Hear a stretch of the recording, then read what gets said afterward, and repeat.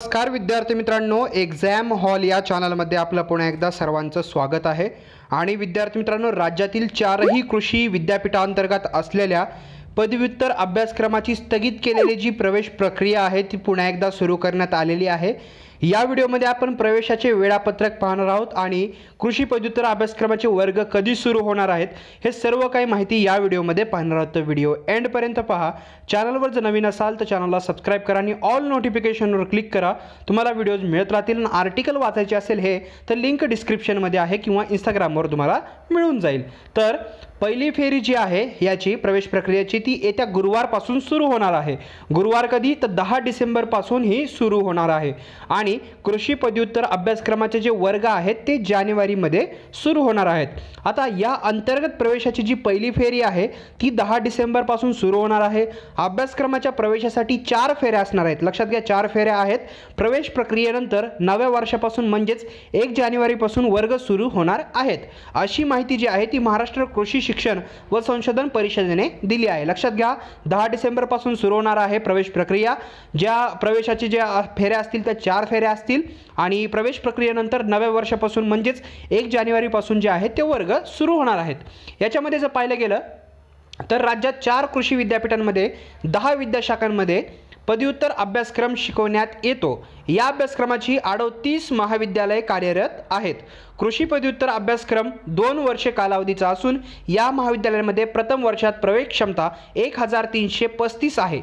राज्यातील कृषी विद्यापीठांतर्गत 2020-21 या शैक्षणिक वर्षामधील पदव्युत्तर अभ्यासक्रमाची प्रवेश प्रक्रिया सप्टेंबरमध्ये सुरू केलेली आहे। त्यानंतर सर्वोच्च न्यायालयाने सामाजिक आणि शैक्षणिक मागासवर्गाच्या म्हणजे SEBCच्या आरक्षणास अंतरिम स्थगिती दिल्याने ही प्रवेश प्रक्रिया जी आहे ती स्थगित झाली होती। मात्र आता राज्य सरकारच्या निर्णयानुसार आता ही प्रवेश प्रक्रिया पुन्हा एकदा सुरू केली आहे। आरक्षणाच्या मुद्द्यामुळे ही प्रक्रिया जी आहे ती स्थगित होती, पण आता ही वापस सुरू करण्यात आलेली आहे। आता याच्यामध्ये पाहिलं गेलं तर कोणकोणते पदव्युत्तर अभ्यासक्रम आहेत त्याच्यामध्ये, तर याच्यामध्ये MSc कृषीमध्ये, पुन्हा MS उद्यानविद्या, पुन्हा MSc वनशास्त्र, MSc मत्स्यविज्ञान, MTech अन्न तंत्रज्ञान, MSc कृषी जैवतंत्रज्ञान, MTech कृषी अभियांत्रिकी गृहविज्ञान, MBA कृषी आणि MSc हे काढणी पश्चात व्यवस्थापन हे पदव्युत्तर अभ्यासक्रम आहेत।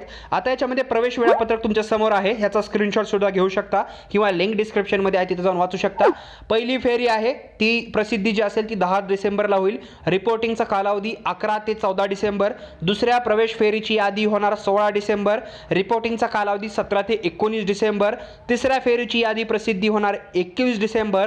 रिपोर्टिंगचा कालावधी असेल 22 ते 24 डिसेंबर आणि जे रिक्त जागांच्या यादीची प्रसिद्धी असेल म्हणजे चौथी तर ती 26 डिसेंबर आणि चौथी जी प्रवेश फेरी असेल ती 28 ते 30 डिसेंबर अशा याच वेळेत हे प्रवेश जे वेळापत्रक आहे ते दिलेलं आहे।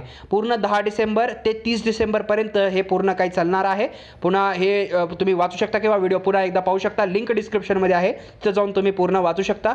जर काही प्रश्न असतील ते खाली कमेंट सेक्शनमध्ये विचारू शकता। व्हिडिओ जर आवडला असेल तर लाईक करा, शेअर करा आणि पाहत राहा। तर या व्हिडिओला पाहिल्याबद्दल धन्यवाद।